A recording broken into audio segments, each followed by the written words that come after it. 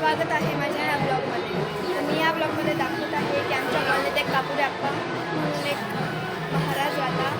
त्यांचा इथे आता गणपती बाप्पाचं मिरवणूक होतं. आज त्यांचा ते गणपती बाप्पा उठतो आहे. त्यांच्या घरी फक्त 3 दिवसाचा गणपती बाप्पा बसतो. त्यासाठी फुलं घेऊन जात आहे. तुम्हाला एक गोष्ट त्यांनी ना महाराजांनाही बोलवले आहे.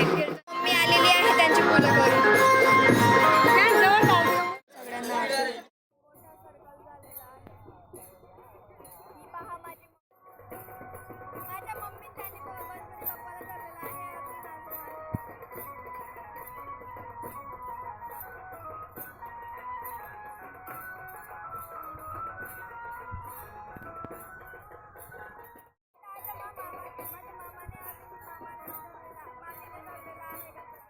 मी आणि माझ्या मावशीने गणपती बाप्पाला धरलेला आहे. तर मग इथेच मी माझा ब्लॉग संपवते. बाय.